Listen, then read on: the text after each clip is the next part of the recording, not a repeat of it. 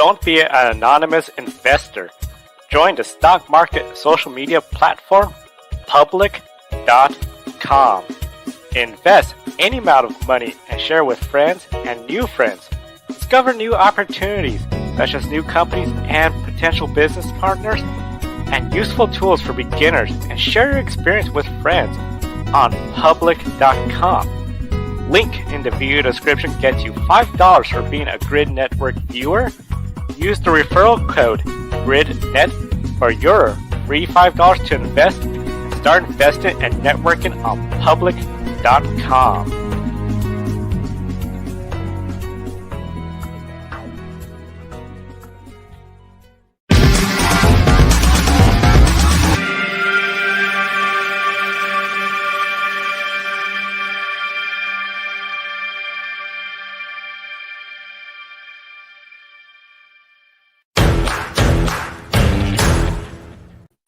Hello, everyone. Welcome to Grid Life Wrap-Up. Joe Samaniego here, along with Ben Schneider and Kobe Lambeth from the Podium Finish.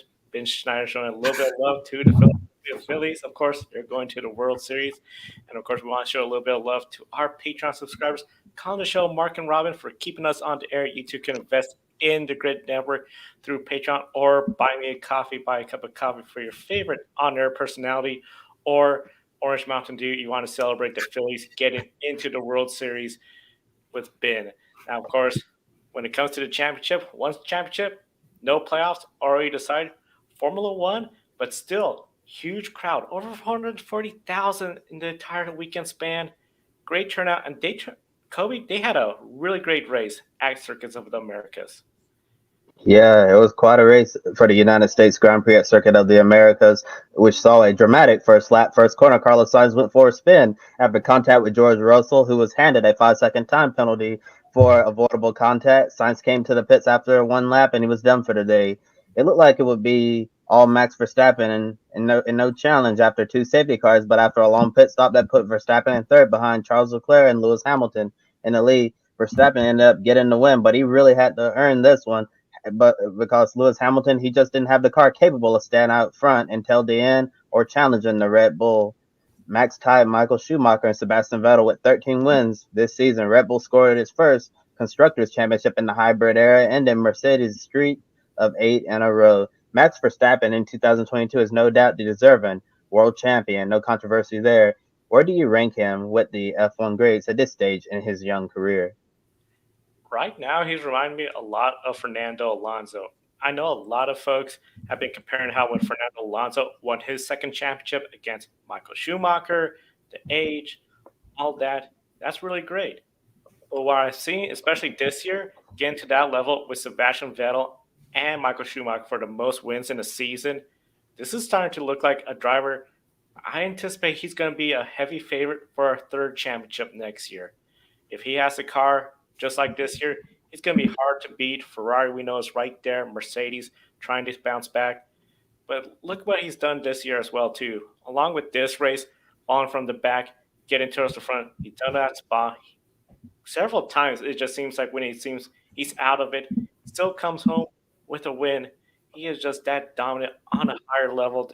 We haven't seen this in quite some time in Formula One. What Lewis Hamilton was very dominant in his time, but Fernando Alonso did in 06, 05, very close with Alonso. And, of course, Vettel, very dominant. I think he has potential to be just like Vettel. He could be going out there contending for a third, fourth championship easily, unless Red Bull just brings a lousy car next few years.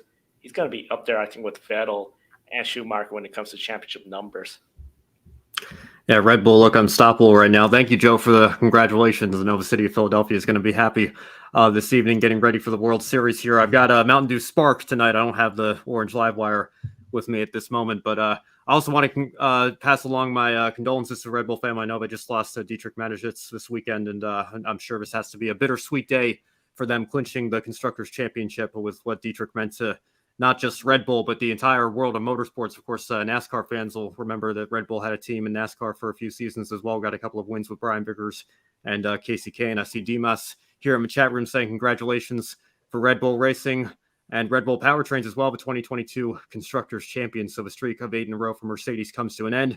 Adam, our own Adam Lemery, saying to me, Max is in the top 10. What a season. And what a season is absolutely right.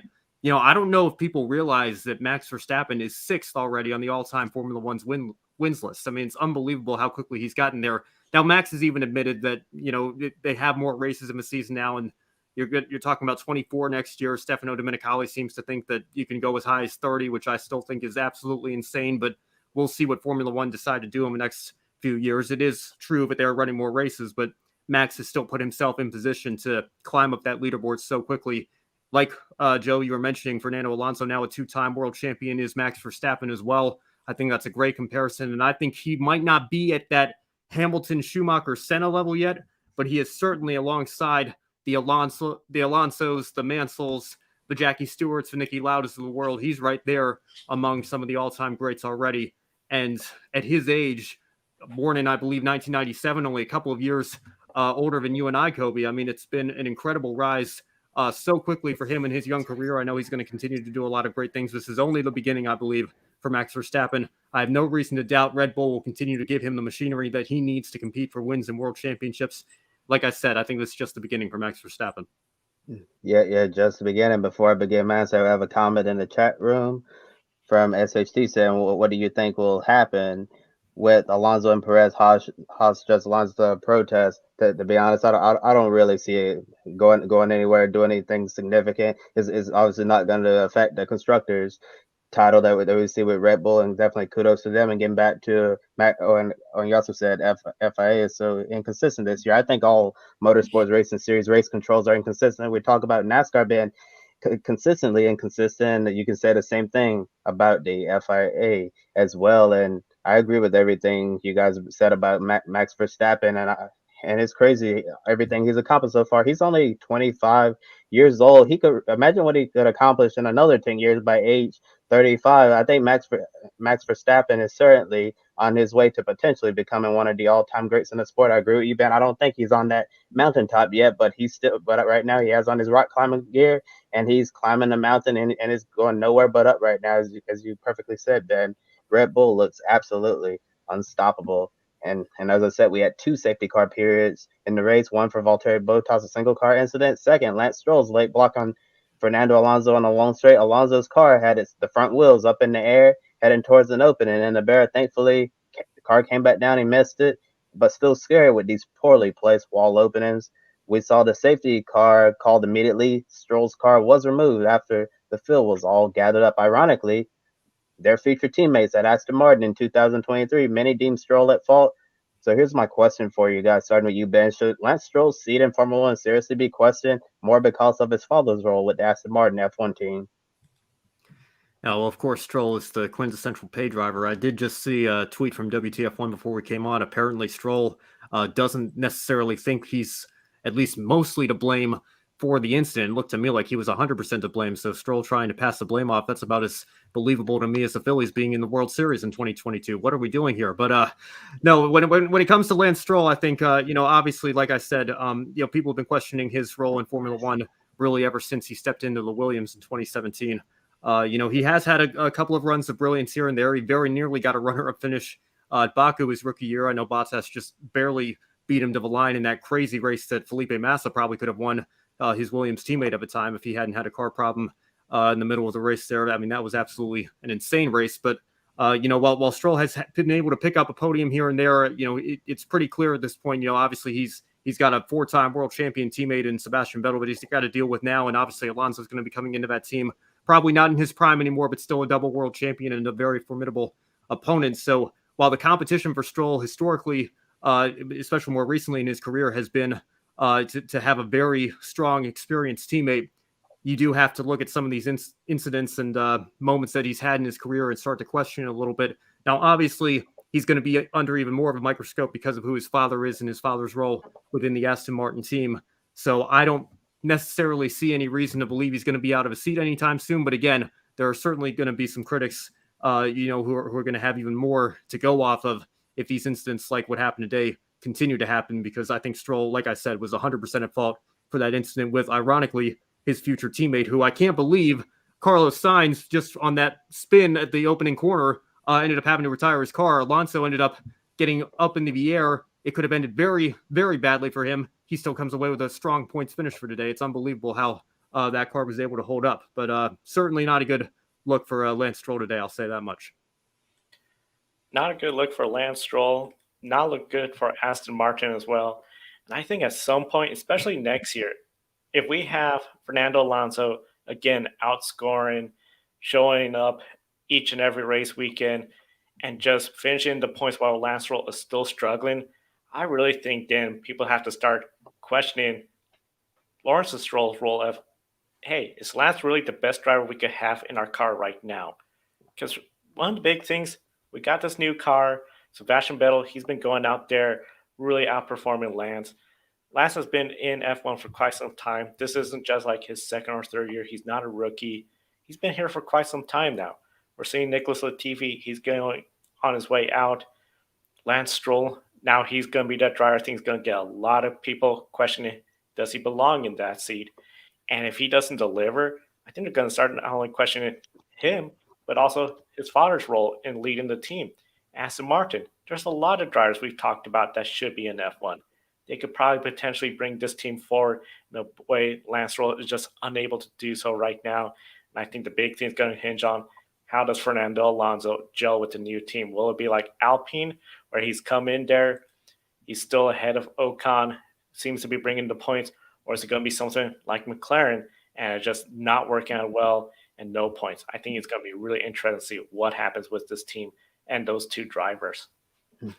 Yes, certainly, and there's always a lot of questions about a driver's seat, especially in a situation like this. You have Lance Stroll, who's had plenty of years already in Formula One to prove himself, but he hasn't been able to do that yet. While you have this year's FIA Formula Two champion Felipe Drukovich, who looks to be on as a reserve driver for Aston Martin next year, when he very well could slide into that race seat and potentially replace Lance Stroll and give the F2 driver something to do rather than just sitting around in a reserve role. But I have to agree. It was obviously Lance Stroll's fault here. He made the late block. Could have ended up being a really terrifying crash for Fernando Alonso. And as I said, really happy that the Alpine came back down on all four wheels. It's a really scary incident there on the backstretch at Circuit of the Americas. And somehow both Alpines ended up scoring points, leading over McLaren's as Daniel Ricciardo scored no points, finishing last behind Nicholas Latifi. He's now rumored to be Red Bull's third driver, the reserve driver. He left Red Bull after 2018 because he didn't want to be the number 2 driver to Max Verstappen, who became the number 1. Ricciardo's made it clear he wants a competitive seat in F1. He's not interested in going to a place like Haas. Ricciardo made headlines this weekend ruling out a switch to IndyCar because the oval scared him. However, we've seen others like Marcus Ericsson, Roman Grosjean, and Jimmy Johnson say that they would never run an IndyCar race on an oval. And we've seen since then, they obviously changed their minds. Do you think Ricciardo will return to a competitive F1 seat in 2024 since next year there's not going to be a spot for him? And do you think he's missing out if he's only after a reserve role for 2023? If he's so determined where it's F1 or nothing, that's his decision. Okay, you can live with that. But I do think there are a lot of fans out there, especially Daniel Ricciardo fans, that would love to see him in different disciplines, whereas IndyCar, avoiding the ovals that first year, Project 91, people keep talking about that, especially at this track in Coda. I think that will draw a huge amount of fans to watch him race. And overall, I think it's just a really hard path to go from a reserve role 2023 to then a full-time seat in 2024 when 2022, this season, Daniel Ricciardo, yeah, he barely finished ahead of Nicholas Latifi. If he didn't get around Nicholas Latifi, he would have been the last running vehicle finishing in the race today. He is just not showing anything in that McLaren, while Lando Norris put on a heck of a drive, was making passes 3 laps in a row, made passes on that first corner. A lot of effort by that driver. The team, they're working well together. It just seems for some reason, again, Daniel Ricciardo 16th, then you got Latifi, and then the 3 DNFs. He is just not pulling his weight. Why would somebody want to keep him on the bench essentially and then have him come into the role of number 1 or number 2 driver in 2024? For me, it just doesn't make sense. And I think if I was Daniel Ricciardo, Your heart might be in F1, but if you want to keep racing, especially elsewhere, you may need to start considering some different options. See, Joe, I didn't even realize that. He barely beat Nicholas Latifi today, and I remember seeing Latifi spin off at some point during the race. I mean, it's been a dreadful year for him. It's really not been a great tenure at McLaren. I know he did get the one win at Monza last year, but I think it might be worth a reset here for Ricardo. And I again, people have changed their mind. Kobe, like you mentioned, there's a few drivers that said they would never touch the ovals, and especially now that they have the aero screen on the Indy cars, I think it's made drivers a little bit more comfortable with giving them a try. I have no doubt that Daniel Ricciardo could succeed, and it's also worth mentioning he is a Monaco Grand Prix winner. So if he stays competitive in IndyCar for a couple of years, wins an Indianapolis 500, he'd be 2/3 of the way to a Triple Crown. So that would be an interesting scenario right there. But I think when it comes to Ricciardo, I think probably the best place for him to be next season, selfishly as an American, would be in NASCAR. I know Dale Jr. sent a tweet out 7 years ago that says he's got an open offer to run an Xfinity road course for Junior Motorsports anytime he wants. Obviously, Project 91 is right there.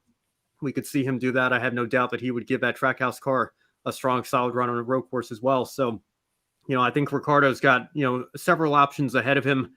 They just might not be in Formula One. So if his heart is set on Formula One, if he wants to take a reserve driver role, then more power to him. I'm sure there would be some teams that, would love to run him in a couple of FP1 sessions, kind of like a Robert Kubica has been doing this year, just to analyze some data and give some feedback on the cars. But again, I mean, that would feel much more like just a regular job to somebody like Daniel Ricciardo, whereas, Ricciardo's a racer. I'm sure that he wants to be, in a series where he can compete, for wins and maybe even a championship. That would certainly be a lot more fun for him. And he's a fun guy. I don't want to see Daniel Ricciardo just in the back of the garage or in the paddock, just coming out, for a couple of test runs here and there. He deserves to be racing somewhere. And I hope that there's a place for him somewhere next season, because if not, it would be really disappointing. And as you saw the graphic there on the screen, that Daniel Ricciardo actually barely finished ahead of Nicholas Latifi. I accidentally said that he finished behind, so I want to apologize for that. But I really do think Daniel Ricciardo is really missing out on some really cool opportunities by chasing after Formula One or nothing. And like you said, if that's his decision, more power to him, because nobody can make that decision for him. But as you see drivers like Marcus Ericsson, Roman Grosjean, they could have just said it's Formula One or nothing and just ended their racing career right then and there.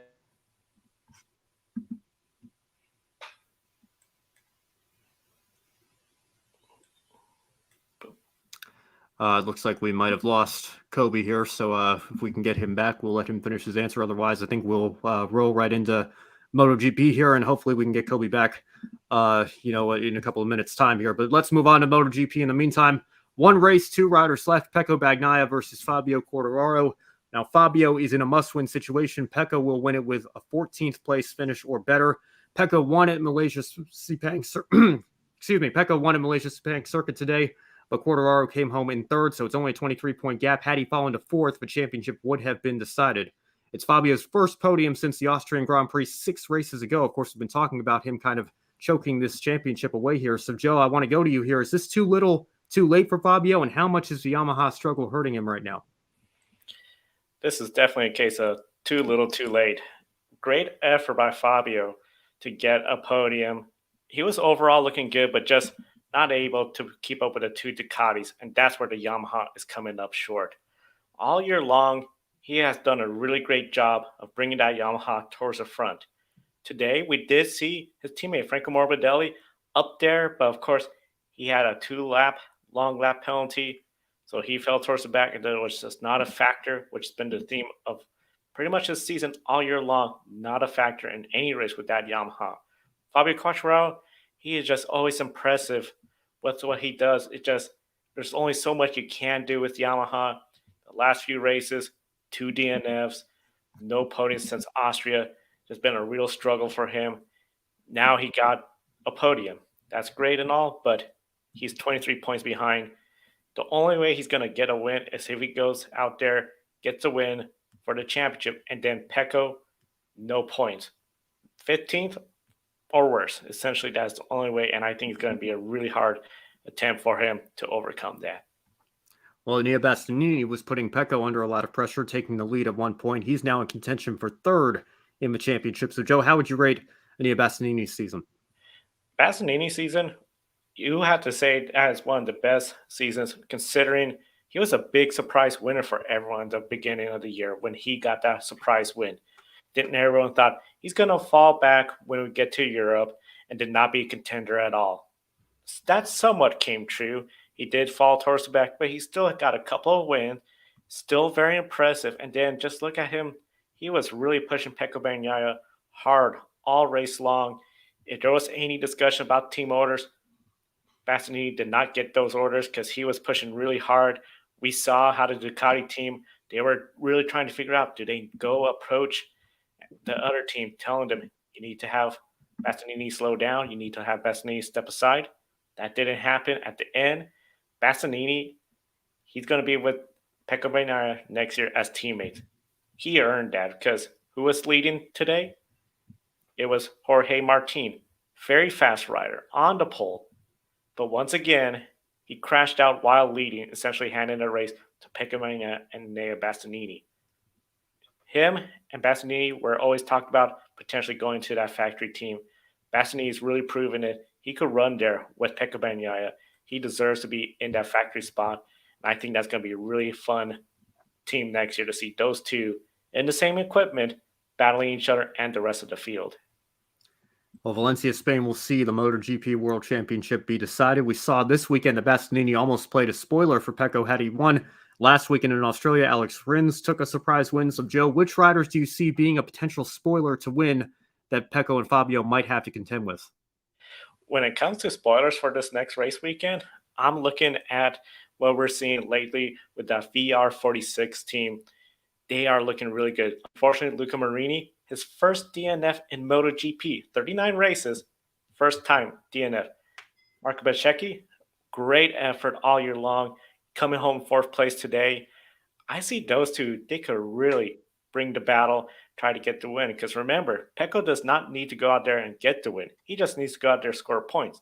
So I don't see any orders for Ducati teams to make way for Pecco.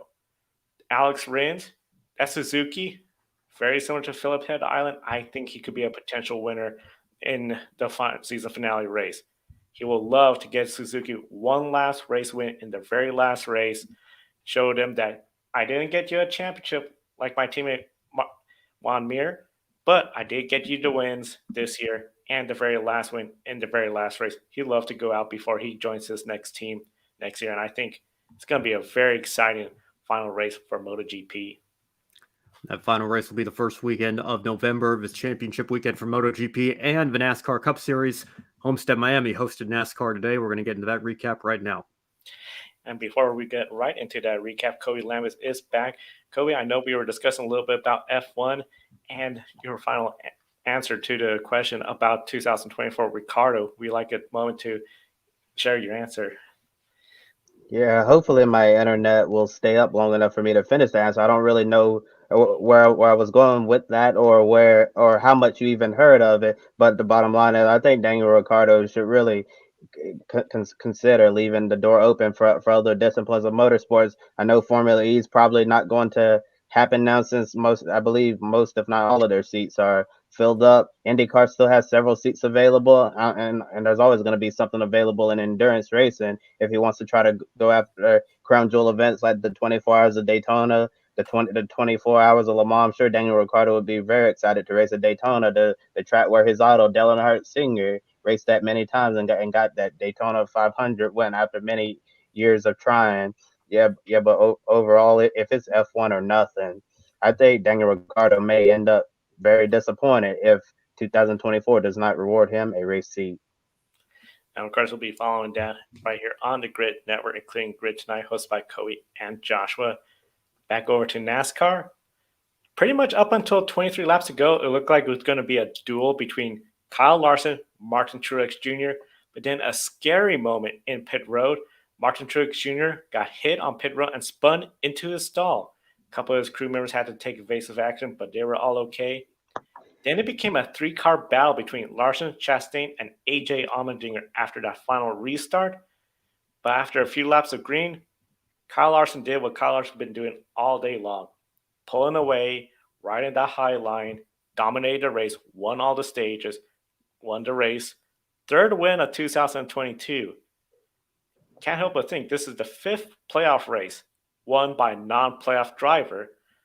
So again, nobody is safe entering Martinsville, and Joey Logano, the only driver that could go in Martinsville, knowing he is set for the Phoenix Championship 4. Larson could have been in that spot, but of course we all know he hit the wall at the Roval, then that caution put him behind, and he is out of the Championship 4 contention for the drivers. Overall, is the Championship 4 missing out without Larson, the defending series champion, racing to defend his title in Phoenix? Yes, yeah, they are. Kyle Larson is trying to do something that, is only, I think, going to continue to become more of a rarity. And correct me if I'm wrong, I'm trying to think back to champions. I think Jimmy Johnson winning his 5 in a row, that's the last time that we had a repeat champion in Cup Series. Is that correct? So I think, it's a format that obviously lends itself to unpredictability. Kyle Larson has had a season where I think he's been a top 3 or 4 driver. I think the non-chase or non-playoff point standings prove that.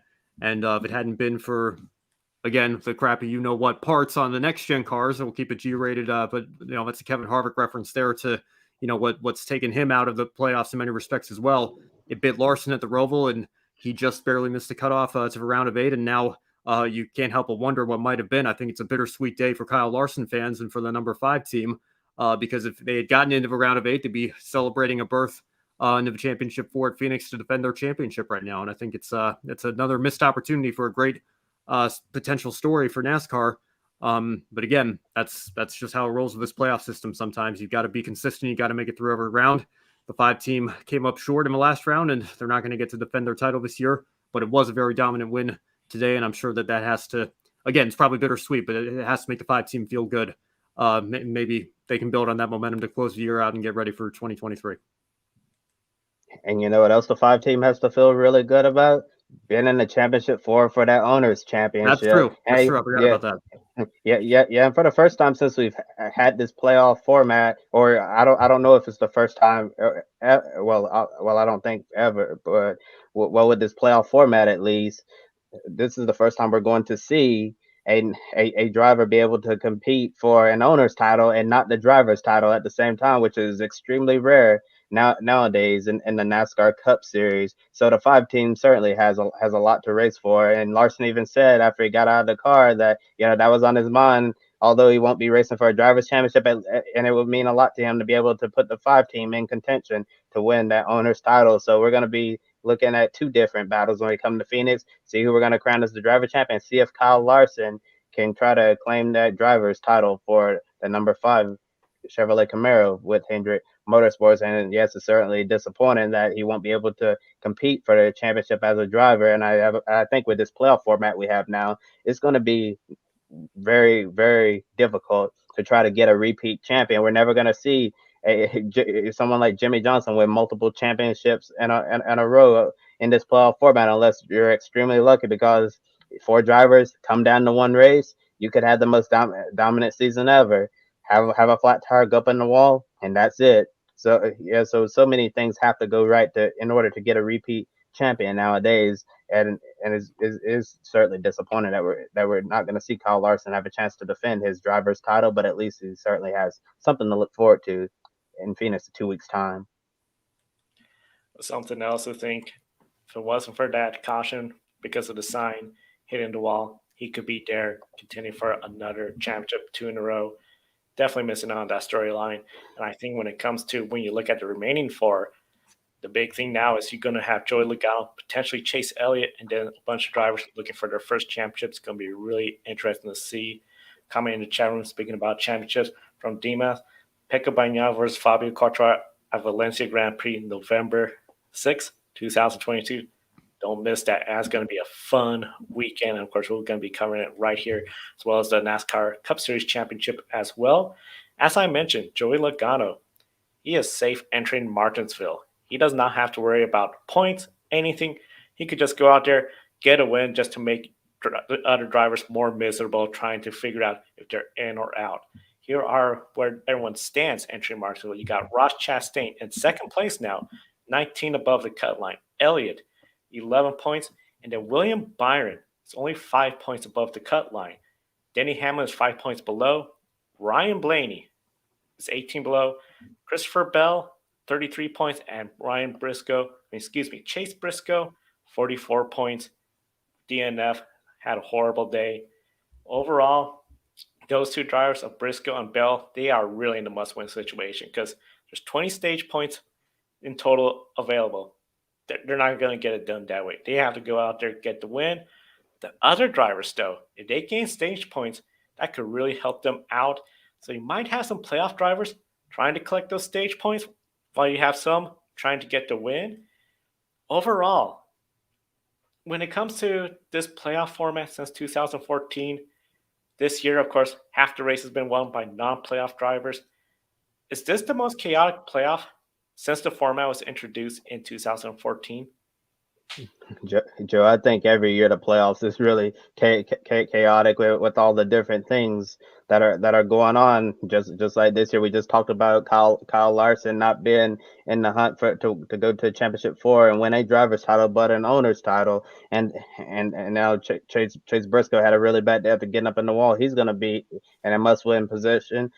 Christopher Bell, he's run extremely well too, and he's going to be in a must-win position. And Martin Truex Jr. he's run well all season long, and I believe if you look at the full season driver standing, he's still running up in the without all the playoffs and stuff. He'd still be running the top 10 consistently, and he's not in the playoffs. And we just a whole bunch of really crazy things happening with this format. I don't really have much else to add to that. It's just really chaotic.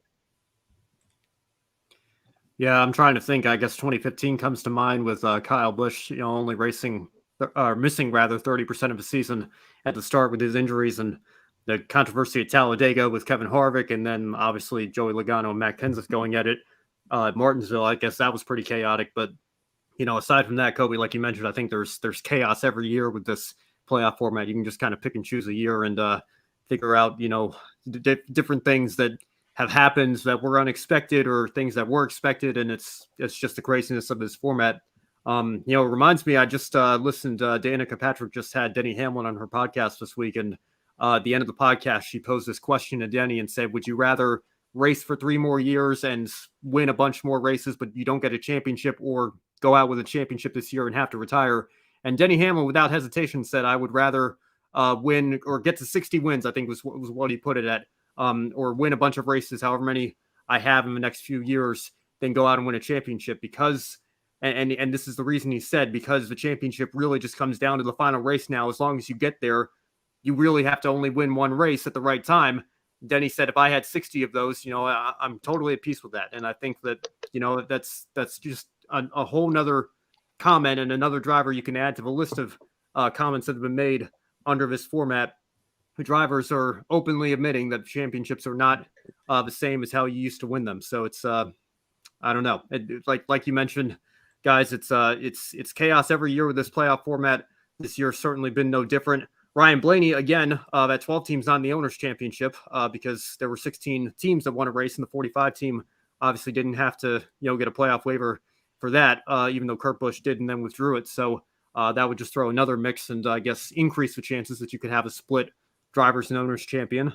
So yeah, I mean, it's been chaotic this year, but it's always been chaotic. I guess that's my final answer on that. And I guess Kobe, you want to follow up on that? Oh yeah, I was thinking of something that could really make this playoff format really chaotic. Ryan Blaney is 18 points down right now, so he could theoretically Martinsville, win stage 1, win stage 2. Something happened, and he could go on his way into the Championship 4 with that win on the race. And imagine Kyle Larson does what he did last year, goes out and wins the race at Phoenix, take home the Owners' Championship. Ryan Blaney finishes second, and we get a winless champion. That would certainly make this year the most chaotic playoff year we've ever had. Well, the Truck Series field knows how that feels with Matt Crafton in 2019. So if people are rooting for that because they think it'll get NASCAR to wake up and maybe realize that there's a flaw in the format that places such an emphasis on winning but crowns a winless champion, we've already seen that. We almost saw it the very first year with Ryan Newman. I guess he would have had to win Homestead and passed Kevin Harvick, and he would have won that race to win the championship. But he finished second in points without winning a race in this format. I mean, it's been possible this entire time. Again, I think it's going to take a year like this where we have a weird split drivers and owners to make it happen. But Kobe, like you mentioned, that 5 team is now taking up one of those owner spots. So Kyle Larson's not going to be laying back and letting the Championship 4 do their thing. He's going to be going for an owner's title too. So it's going to be interesting when we get down to Phoenix. Phoenix is going to be something else. This playoff with so many different winners, so few drivers having a big bunch total of the playoff points, stage point wins, it has just made this so crazy. It just seems like nobody seems to be safe. I mean, just at the Roval, it looked like Kyle Larson easily going to be in the next round. Oh, he hit the wall. Oh, well, don't worry. He's still going to be making it through. Then here comes the caution for a sign that fell on the track, and that just changed everything. Martinsville, I know the last race in Martinsville wasn't exactly traditional Martinsville with the beating and banging. I think it's going to be very different this time. I think the driver's going to be much more aggressive. Ross Chastain, he has that nice point buffer. He may want to stay a little bit behind Denny Hamlin and some of the other drivers because he overall, I think he's going to be a driver that has going to be watching his back. And this is just going to be a chaotic Martinsville race. Today at Homestead, some notables, 23-11. Both cars failed to finish in the top 20 today despite starting way up towards the front. AJ Allmendinger, 3rd place. Austin Dillon, 4th place. And Brad Keselowski, 5th place. So 3 non-playoff drivers in the top 5. Chase Elliott, 14th. That is his best finish since Talladega. We know the rule. If you have 2 drivers or more tied in the points, it goes by the best finish in the round. As of now, Chase Elliott would lose that tiebreaker to everyone, including Christopher Bell and Chase Briscoe, because they had great races in Las Vegas. So overall, do you believe Chase Elliott, the regular season favorite who has not finished in the top 10 and 14th, best finish since Talladega, is in trouble at Martinsville? Or is Martinsville the saving grace for Chase Elliott, considering his past record there? It could be. He has run strong there in the past. He almost got his first win there before he ran into Denny Hamlin, or I guess Hamlin ran into him in the 24 car at the time that he was driving. But, I mean, it feels a lot like, I guess, 2020. That's another year, if you want to go back to a previous question about chaos. I guess it hasn't been quite as dominant of a season this year as Kevin Harvick had in 2020. But, Chase Elliott, again, on a straight-up points battle would be far and away the championship favorite, if not somebody who might be able to clinch it a race early with how he's been running, at least up until this round. And, obviously I'm trying to bring the script back up. What is he, 11 points out of good right now? So, yeah, no, he's hardly safe. He's going to need to make sure that he goes out there and it's not just a complete, walk in the park for him. He's going to have to show up and race. And, obviously a win is going to be the only thing that makes him feel completely comfortable when it comes to advancing into the championship 4. So, I mean, I think to answer the question, I don't know that he's necessarily in deep trouble. I think guys like, Bell and Briscoe are in trouble. Those are the guys that need to go out and win. And even Blaney as well. I guess, if he goes out and wins both stages, he'd be right back even again. But, you got to think a win's going to be on his mind as well with how many points he needs to make up. So, is he in trouble? Not quite in trouble, but he certainly can't be sleeping too well for the next week either.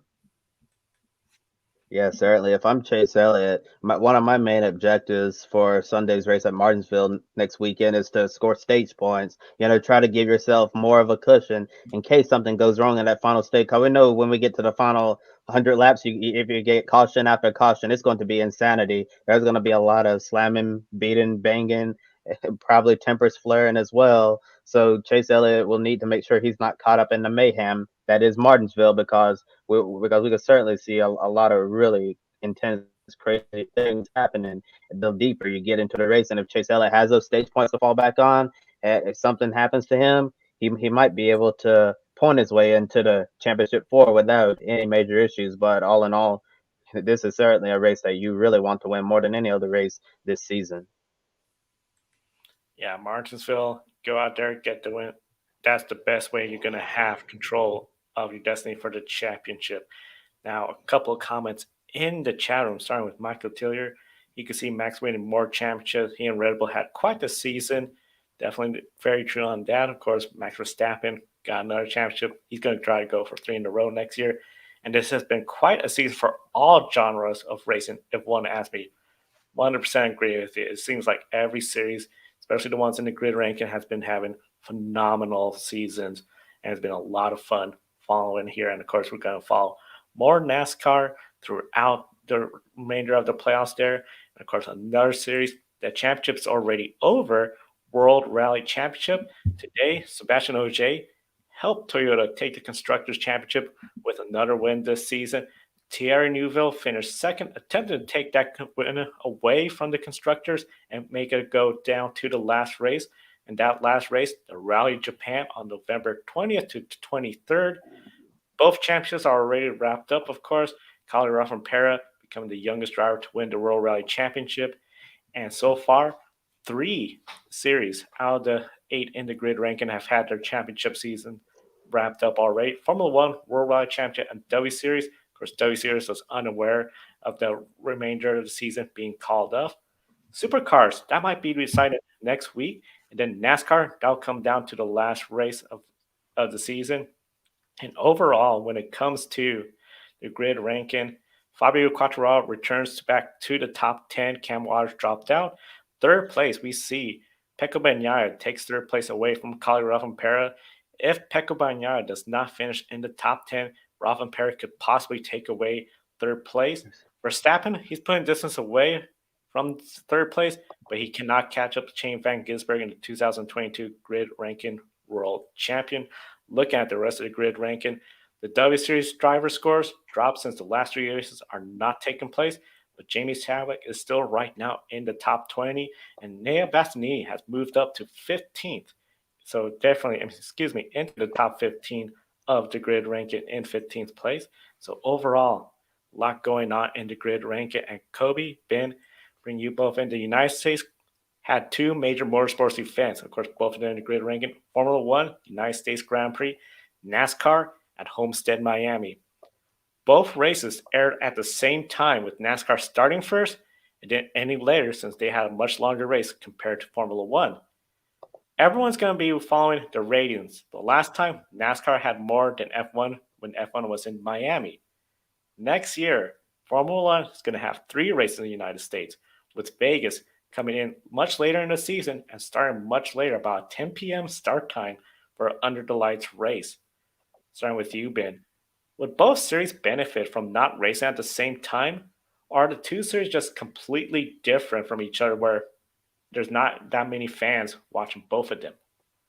They probably benefit a little bit, but again, Joe, like you mentioned, I think there is a bit of a split in the fan base there. I don't know if there's as much overlap as people think.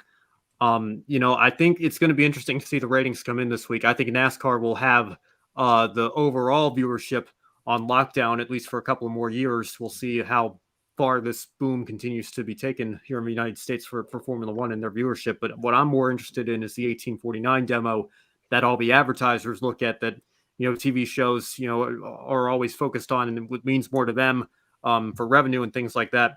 Because I think that's a lot closer. And I believe, correct me if I'm wrong, I think F1's even beaten NASCAR in a couple of race weekends this year. I think Miami was one of them. So, that's more of a demo that I'm looking at, and what I think is more indicative of the future. If more young people and young viewers are tuning into the F1 race over a NASCAR race, obviously we know NASCAR's audience skews a little bit older, but I think that might be a sign as to what to look forward to, maybe even as much as 10 to 15 years down the road here. So that's, I think, the number that's going to be a little bit more interesting. I think NASCAR will pretty handily beat F1 in terms of total viewership, but we'll see what the 1849 demo comes out to be. That's the number that I'm looking forward to when it comes out later this week. Yeah, Formula One has certainly done a great job bringing in some of the younger fans of motorsports and attracting new ones as well. And to answer the question you asked, Joe, yeah, I think it's a little disappointing, that the races are happening at the same time. But unfortunately, there's not really much you can do to that. But I'm probably going to sound like a broken record here. If we were able to start this NASCAR Cup Series race at noon, it would have been over before the Formula One race, and then you could get to see the best of both worlds instead of having to flip back and forth or having 2 TVs or on double screen, however you watch your races. NASCAR would have been over, and then you will be able to watch the Formula One U.S. Grand Prix. And I know there's going to be a conflict with the Mexican Grand Prix as well, which is super unfortunate. But overall, like Ben was saying about the overlap, I think people are gonna watch what they're gonna watch, and they're pretty much like what they like. Yeah, I think the fans, especially when it comes to watching both races, if they really want to watch both, they'll figure out a way to do so. This isn't like back in the day where you only had VCR and maybe one TV, and best of luck to you. One edge I do feel Formula One has, I'm not 100% sure how it works over for NASCAR or IndyCar. F1, MotoGP, they have the app. So if you were to miss the race, you could just open the app, watch the full race. I know NASCAR, IndyCar, they stream the races on Peacock, I believe, NBCSports.com, but I'm not sure about the replay, how easy it is to find a race you missed earlier that day and then watch it. I think that gives a little bit of an edge to F1. Okay, you may have NASCAR at the same time as us. If you got the app, you could just watch the race later in the day, or if it's too early for you, as it so happens to be quite the case since they have a lot of European race days. But overall, I think it's really exciting to see all the enthusiasm for Formula One. The crowd there all weekend long. NASCAR, it seems like they're really starting to get some positive attention. Occasionally, we talk about the consistency, the lack of consistency, but overall, I felt this year the leadership, they've done some good stuff. Hopefully next year they could step it up, be better, and then we could have more NASCAR in our great one shining moment. Well, Joe, just to bounce off of that real quick, I think it was very telling that NBC, as far as I know, never released the Peacock exclusive race numbers in terms of viewership. I think if they had gotten a large number, they would have been excited about that. They would have wanted to make that public. So it's very telling to me that they did not release that. And that was a race that was exclusively on Peacock. I've got to think, that number shrinks down much more when the race is on NBC and, fans might be catching the replay on Peacock a little bit later. I think it's only a tiny fraction probably of total viewership when it comes to the total numbers factoring in for these networks and everything. But it is something to keep in mind. Maybe NASCAR and a couple other series need to get on some strategies for that to help boost their numbers a little bit more and get them as high as they can. With that being said, let's get into the one shining moment for this weekend. I want to start with you, Kobe. What was the one thing that stood out to you that you want to highlight as we close out the show tonight? My one shining moment goes to the Formula One driver of the day, Sebastian Vettel. What a mega battle that was, coming to the line with Kevin Magnussen and in the points there. In Sebastian Vettel's final U.S. Grand Prix before he steps away from full-time racing in Formula One at the end of 2022. And it's really unfortunate the way the day unfolded for Vettel, because he was in a really good position until a really bad pit stop put him back, and Vettel could have certainly finished a lot higher in the points if it wasn't for that bad pit stop. It was unfortunate, but he had the pace to fight back, and that fighting spirit I saw at the end between him and Kevin Magnussen, that reminded me of the Sebastian Vettel I saw at Red Bull. Just going out there, pushing the pedal to the metal, and showing why he's one of the greats in the sport. And Formula One will certainly miss Seb at the end of the year. It was really nice to see him have that great battle there at the end and show that he still has it. Before I get my shining moment, a couple of comments in the chat room. Adam Lemrys, his shining moment, Max winning today at Austin, Texas. And then, of course, as well, Michael Taylor is saying about the passing of Red Bull founder. Definitely been thinking about them as well and the entire Red Bull team. My grid one shining moment, again, F1. And I have to say, it has to be the job done by everyone at Circuit of America to have that many people, not just for race day, but for qualifying and for Friday practice all weekend long.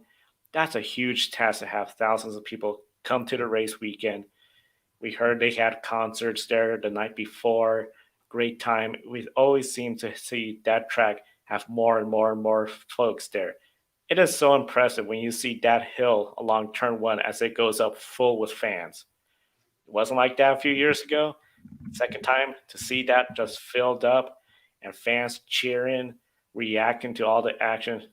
This is just a great thing for motorsports. F1 being the pinnacle of motorsports.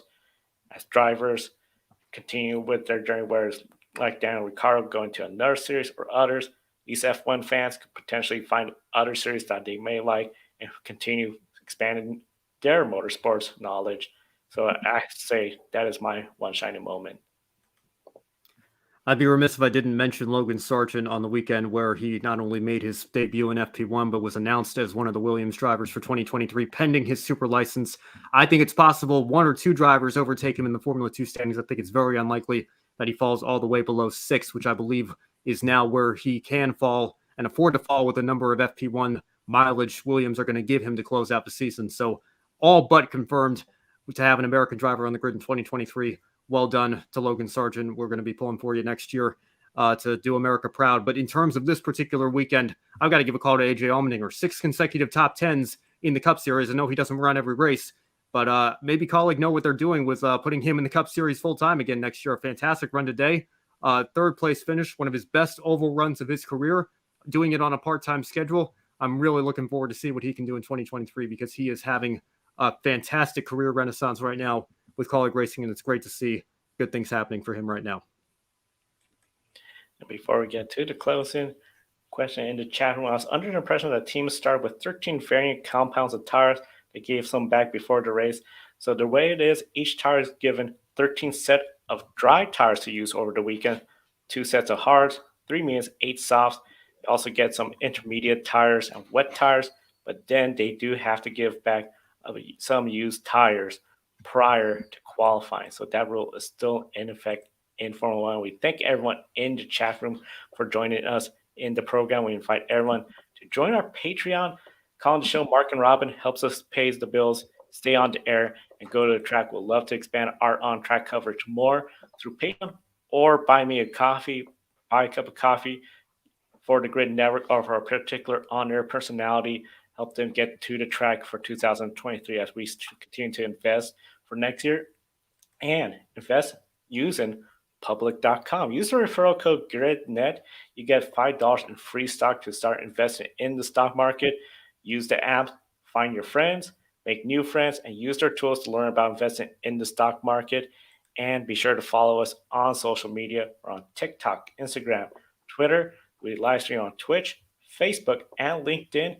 And if you want to be part of the Grid Network team, we got some opportunities on LinkedIn. Be sure to check that out, share your resume, and see if you want to be part of this team. And overall, we want to thank everyone for joining us. For Ben Schneider, Kobe Lambert from the Podium Finish, I'm Joe Sandiego. Thank you for watching today's coverage of all the races. And once again, thank you from all our viewers. Always great to see everyone in the chat room. We appreciate it, and we'll see you all next time. Don't be an anonymous investor. Join the stock market social media platform, public.com. Invest any amount of money and share with friends and new friends. Discover new opportunities, such as new companies and potential business partners, and useful tools for beginners, and share your experience with friends on public.com. Link in the video description gets you $5 for being a Grid Network viewer. Use the referral code GRIDnet for your free $5 to invest. Start investing and networking on public.com.